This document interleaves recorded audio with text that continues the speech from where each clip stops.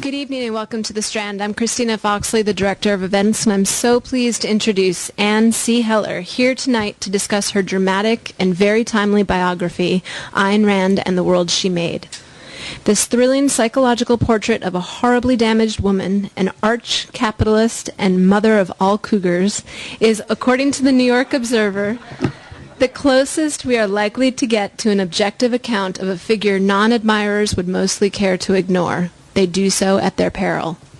As New York Magazine noted, Heller's biography promises what might well be a first, an impartial portrait, not of a revolutionary supergenius or a cultish fraud, but of a complex woman born in Russia who went on to create a dubiously powerful American mythology. Anne C. Heller has written for such publications as Lears, Mademoiselle, and Esquire, among others. She is the former fiction editor of Esquire and Redbook, and a former executive editor at Condé Nast Publications. Following her presentation, Anne would be happy to take your questions. We'll be walking around with a wireless microphone, so please wait for that before you speak. She'll then sign copies of her books for you, which you can purchase downstairs on your way out of the store.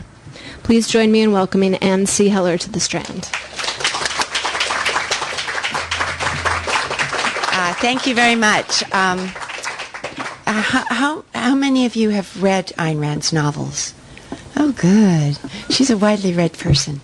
I thought I'd read a little bit about her childhood and then do a little stage setting and go on and read some other passages that describe parts of her life.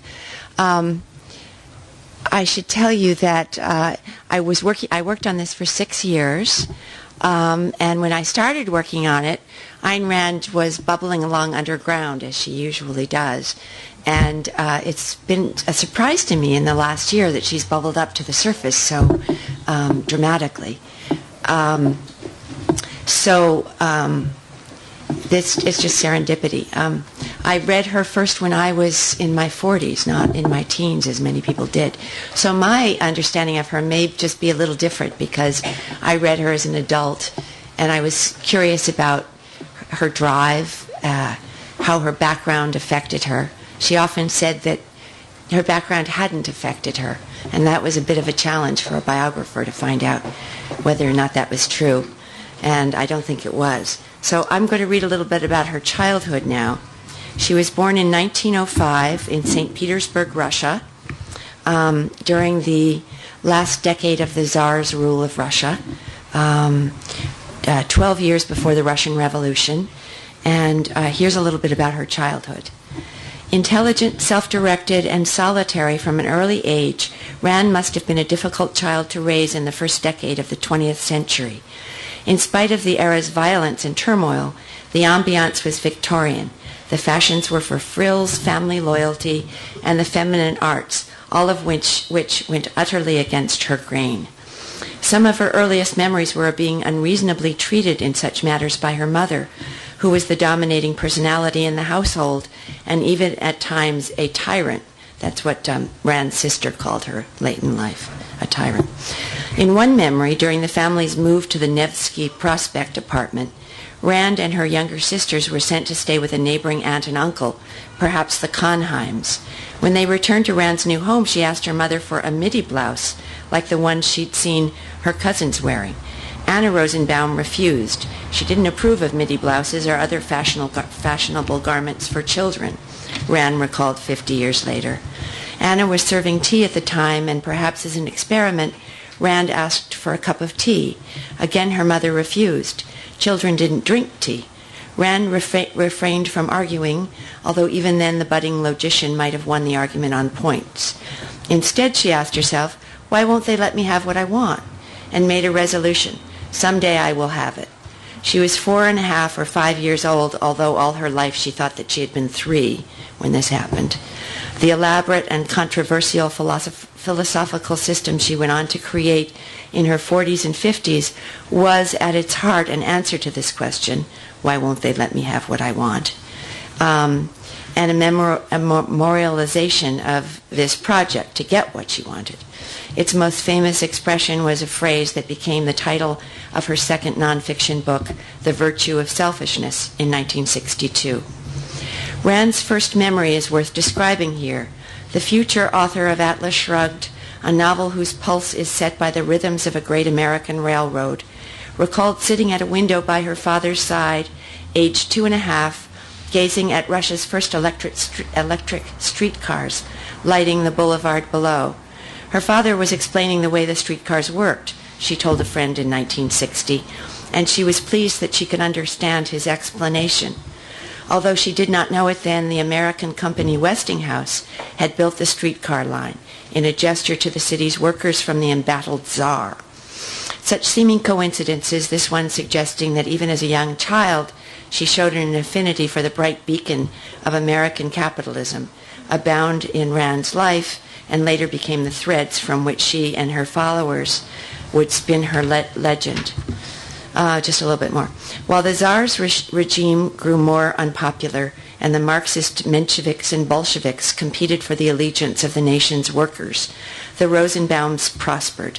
In 1912, Rand's father became the co-owner of Kling's Pharmacy, a thriving business that employed not only Kling or Klinga and Zinovy, the father, but also 6 assistant pharmacists, 3 apprentices, and a number of clerks.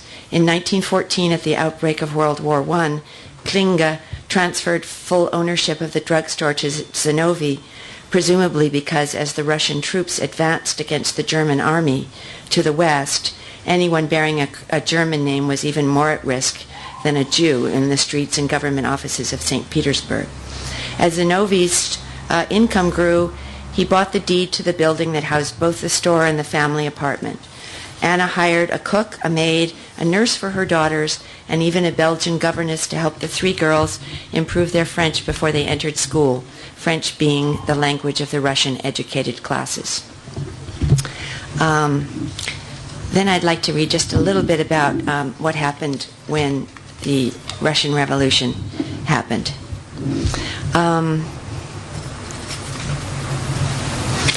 To worldwide dismay, on October 25, 1917, Lenin and his Bolshevik followers struck.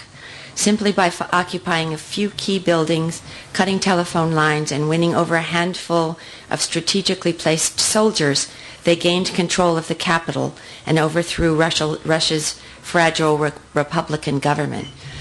Before the Bolshevik Revolution, the Tsar had stepped down, and some democratic aristocrats had run the government for 9 months.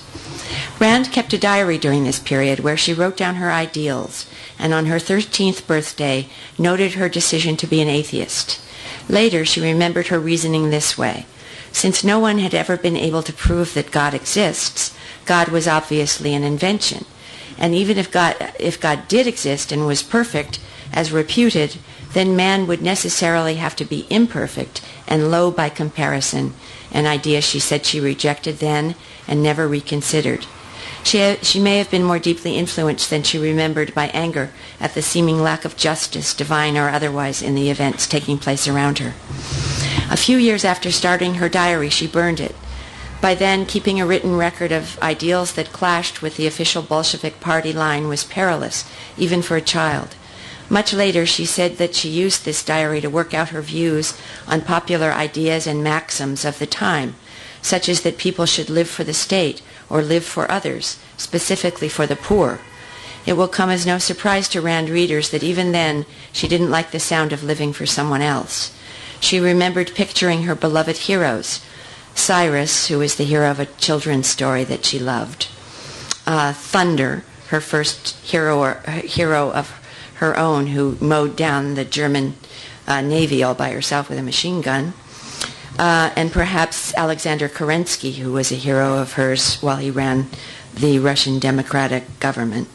She pictured these heroes being forced to set aside their noble ideals and dashing temperaments to serve and obey proletarian non-entities, as she called them, simply because those non-entities were illiterate and poor.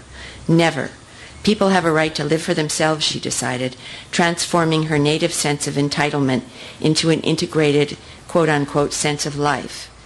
The unique rights of individuals, especially gifted individuals, would become a fundamental building block of and point